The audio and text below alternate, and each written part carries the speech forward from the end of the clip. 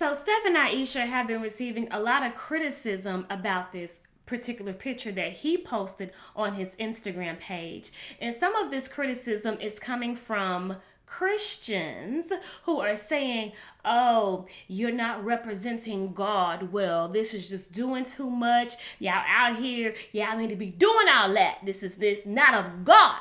Okay? And so, this is where I have an issue. My name is Monique Sheree. I have something to say. And warning, this conversation is not for kids.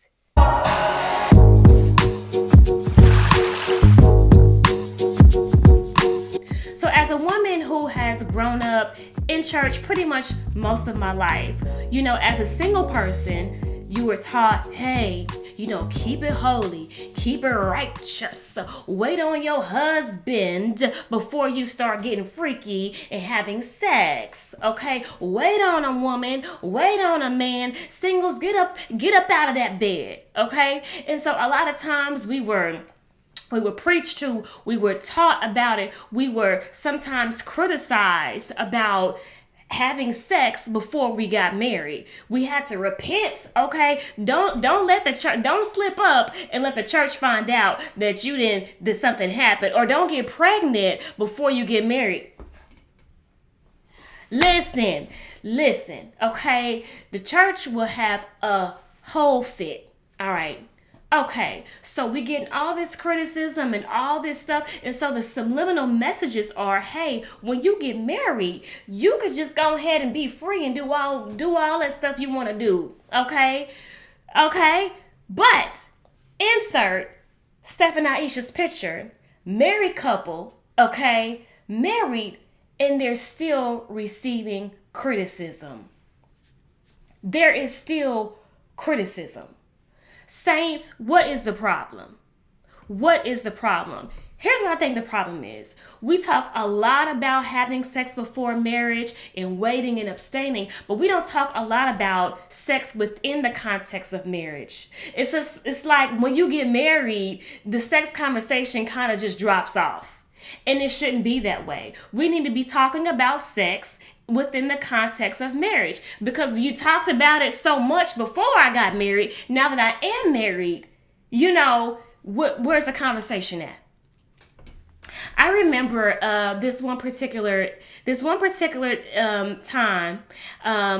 I was in this relationship with this guy probably for about 2 years or so. We just gonna call him Sean, okay? Sean, all right? So Sean and I, we went to the same church. We were in the choir together. We were in the step team together, right? So my freshman year of college, I was about an hour away from home. And he really started going through a lot with his family. A lot at home. There was just like a lot of different things going on to where he had to find another place to stay. Okay, so he had went to a couple of different family members asking them like, hey, XYZ's going on. Can I stay with you? And this one said no. And can I stay with you? And this one said no.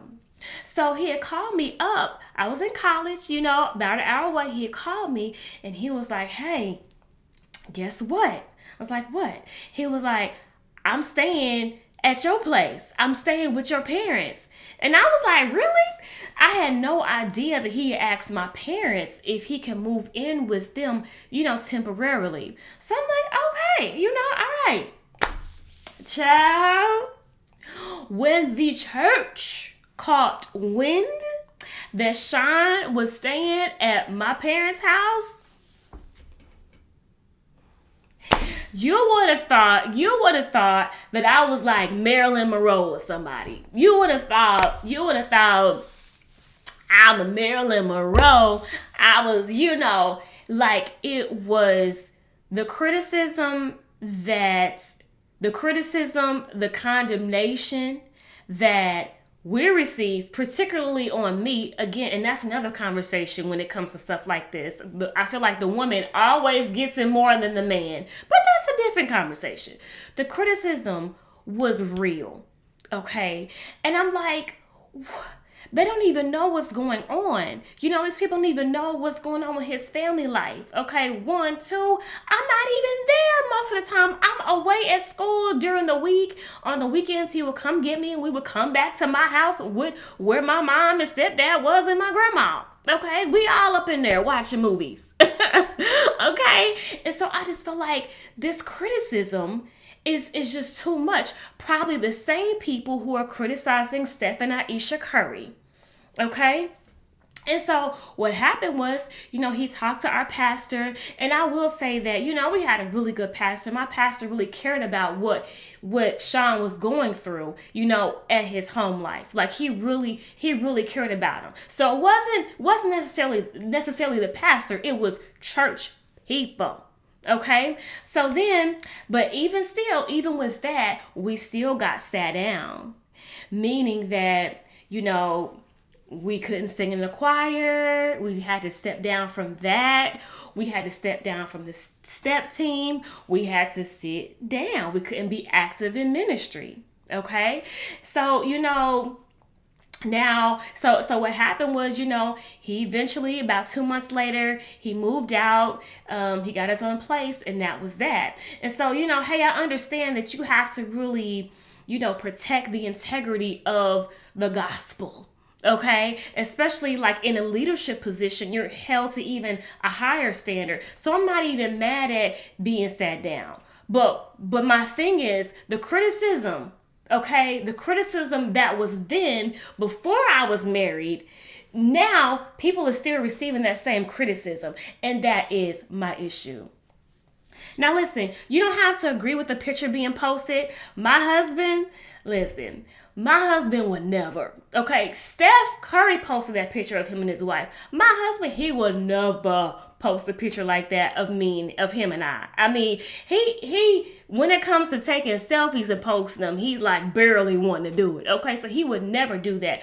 But for me, I still don't think that it's wrong that he posted that picture. And I don't think that people should be criticizing him for doing that. Saints. So that is my 45, 55, 12, 50 cents. Okay. The conversation around sex being in a married setting, I think we need to start having more of those conversations, because if we did, we wouldn't just have to clutch the pearls whenever we see a husband and wife looking like, we wouldn't have to clutch the pearls and be so offended by that. Okay. All right. Listen, if you like this video, give it a thumbs up, subscribe at the link below, and I'll be back with more videos, honey. We just getting started.